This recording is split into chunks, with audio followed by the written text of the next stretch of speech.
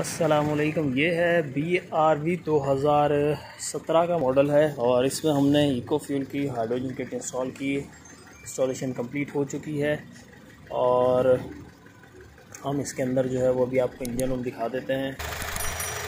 ये इसका engine room आ गया। इसमें हमने अपनी जो है वो HHO गैस एंटर की है एयर फ़िल्टर के पास से।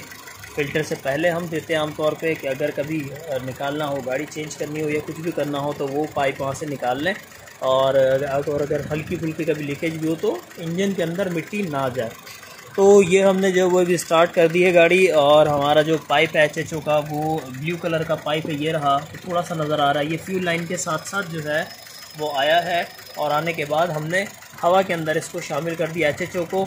तो HHO जो है वो हवा के अंदर शामिल होकर फ़िल्टर में से बड़े आराम से निकल जाती है। अक्सर लोगों को परेशानी होती है कि क्या ये फ़िल्टर जो है वो चौक हो जाता है या मिट्टी आ जाती है, तो क्या तब भी जो है ये निकल जाएगी उसमें से। तो ये आराम से निकल जाती है। हाइड्रोजन बहुत छोटा एटम होता है और इसके अलावा ऑक्सीजन जो है वो भी बड़े आराम से फ़िल्टर में से पास हो जाती है। तो ये दोनों गैसेस बिना किसी परेशानी के फ़िल्टर से पास होकर इंजन में जाएंगी।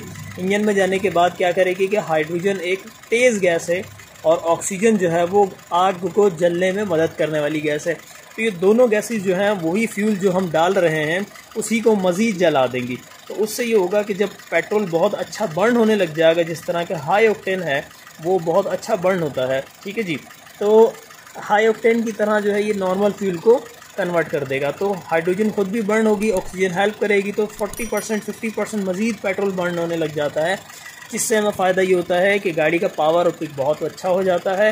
तो फिर हम 30% फ्यूल की सेविंग हासिल कर लेते हैं HHO डालने के बाद इंजन में, ठीक है जी। तो 30% तक की जो है हमें सेविंग हासिल हो जाती है। इसके साथ ही जब मुकम्मल फ्यूल बर्न होता है तो इससे इंजन का ऑयल जो है उसकी लाइफ बढ़ जाती है, इंजन की अपनी लाइफ भी बढ़ जाती है क्योंकि इसके अंदर कार्बन नहीं जमता किसी किस्म का, तो कार्बन फ्री जो है ये हो जाता है। इसी तरह से कैटालिटिक कन्वर्टर जो है वो भी आहिस्ता आहिस्ता साफ़ होने लगता है और कुछ ही अरसे के अंदर वो साफ़ हो जाता है, इंजन भी साफ़ हो जाता है, वाल्व वगैरह सारे साफ़ रहते हैं। तो ठीक है जी। तो ये हमने इंजन रूम के अंदर ये काम किया है अपना। और साथ ही जो है वो हम दिखा देते हैं कि ये अगर यहाँ से दिख गया तो ये पाइप आ गया। ये फ़िल्टर से पहले हमने लगाया है और ये जो है ये फ़िल्टर के साथ लगने के बाद ये नीचे फ्यूल लाइन के साथ साथ टाई क्लिप होते हुए डिग्गी तक गया जहां हमारी किट रखी हुई है, ठीक है जी। वो भी दिखा देते हैं। ये हमारी किट रखी हुई है इस गाड़ी के अंदर।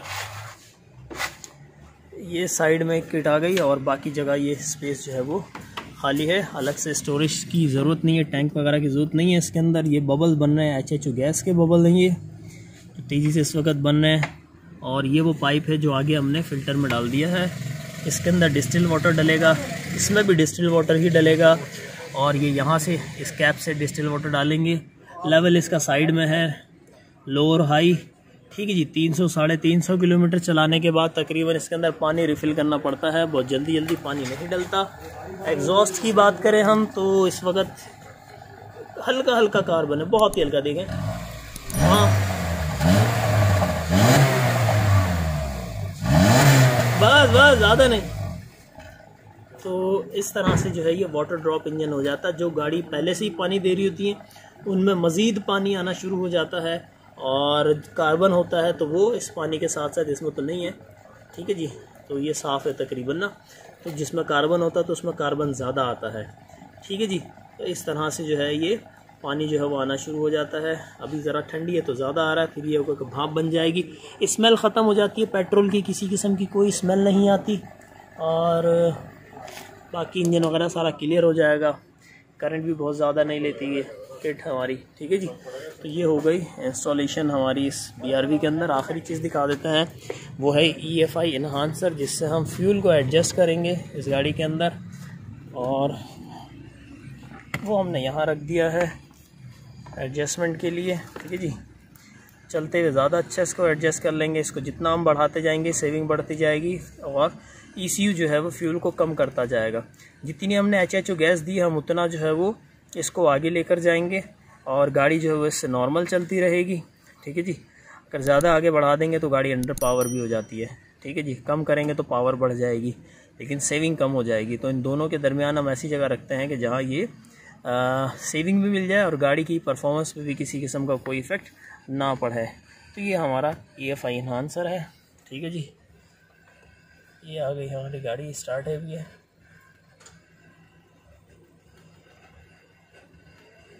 वो हटाओ। ओके जी, तो ये थी इंस्टॉलेशन BRV की। अल्लाह हाफिज़।